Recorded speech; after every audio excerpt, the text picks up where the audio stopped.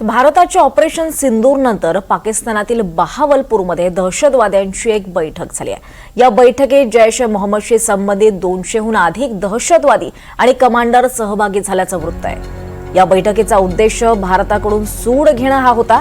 ही बैठक एका मोकळ्या मैदानात तंबू उभारून झाली। या बैठकीत जैश व्यतिरिक्त वेगवेगळ्या प्रांतांमधून लष्करच्या अनेक दहशतवादी आणि कमांडर्सना बोलावण्यात आलं होतं। सूत्रांनी दिलेल्या माहितीनुसार या बैठकीत आयएसआयशी संबंधित अनेक अधिकारी देखील उपस्थित होते।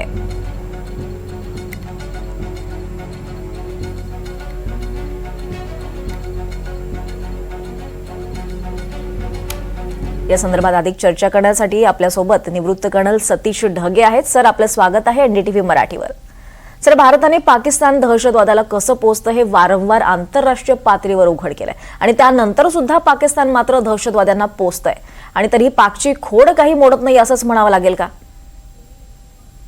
नक्कीच, म्हणजे मुळातच ऑपरेशन सिंदूर नंतर आपण पाहिलं होतं की ज्या वेळेस अतिशय सटीक पद्धतीनं 9 दहशतवादी तळांवर आपण हल्ले केले आणि त्यामध्ये एकूणच जे आहे 100-150हून जास्त त्यांचे ऍक्टिव्ह टेररिस्ट मारले गेले आणि त्याच्यानंतर हे जे टेररिस्ट मारले गेले होते त्यांचा जनाजा म्हणजे एक प्रकारे त्यांच्या अंत्यविधीसाठी फक्त दहशतवाद्याच्या वेगवेगळ्या प्रकारच्या संघटनांचे कमांडर्सच नव्हते, तर पाकिस्तान लष्कराचे सिनियर ऑफिसर्स म्हणजे तिथे असणारे कोर कमांडर, तिथे असणारे जीओसी इन्फंट्री डिव्हिजन, त्याचबरोबर इन्स्पेक्टर जनरल पोलीस पंजाब प्रांताचे हे सगळे अधिकारी त्या ठिकाणी होते। पाकिस्तानच्या ध्वजामध्ये या दहशतवाद्यांना गुंडाळलं होतं। म्हणजे सरळ सरळ हे दहशतवादी म्हणजे पाकिस्तानच्या लष्करासाठी, पाकिस्तानच्या आयएसआय साठी एक प्रकारे त्यांचे शहीद, एक प्रकारे त्यांचे जवान हे होते आणि त्यावरून स्पष्टपणे भारतालाही त्या ठिकाणी कळालं आणि जगालाही कळालं की एवढं सगळं झाल्यानंतर सुद्धा पाकिस्तान आता सुद्धा या दहशतवाद्यांना सपोर्ट करतोय। आणि त्याचाच पुढचा टप्पा म्हणजे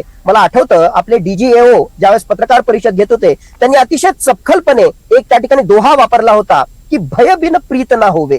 माझ्या मते या वेगवेगळ्या प्रकारच्या इस्लामिक दहशतवादी संघटनांचे नेते जर एकत्र येत असतील, त्यांच्यामध्ये सो कॉल्ड हा जो कोऑर्डिनेशन किंवा अशा प्रकारची प्रीत जर होत असेल, तर भारतानं जो जबरदस्त भय, भारतानं जो जबरदस्त अटॅक केलेला आहे त्याचा हा परिणाम आहे। कुठेतरी त्यांच्यासाठी एक्झिस्टेन्शियल क्रायसिस आता निर्माण झालेला आहे की भारत जर पाकिस्तानमध्ये घुसून अशा प्रकारचे हल्ले करत असेल, एवढ्या मोठ्या प्रमाणावर नुकसान करत असेल, फक्त पाकव्याप्त काश्मीर नाही पंजाब प्रांत, पाकिस्तानच्या पंजाब प्रांतामध्ये सुद्धा घुसून अशा प्रकारचे हल्ले करण्यामध्ये काही मिनिटांमध्येच यशस्वी होत असेल, तर आता भविष्यामध्ये पाकिस्तानमध्ये उरलेले दहशतवाद्यांची तळ सुद्धा उद्ध्वस्त होऊ शकतात आणि त्या अनुषंगाने त्यांच्यासाठी खूप मोठा खतरा निर्माण होऊ शकतो। म्हणूनच हे दहशतवादी बहवालपूर जो एकेकाळी जैश ए मोहम्मदचं मुख्यालय त्या ठिकाणी होतं तिथे एकत्रित येत आहेत, चर्चा करतायत, पुढची रणनीती ठरवतायत आणि त्यांना सगळ्यात मोठा पाठिंबा आज सुद्धा पाकिस्तानच्या लष्कराचा, पाकिस्तानच्या आयएसआयचा आहे।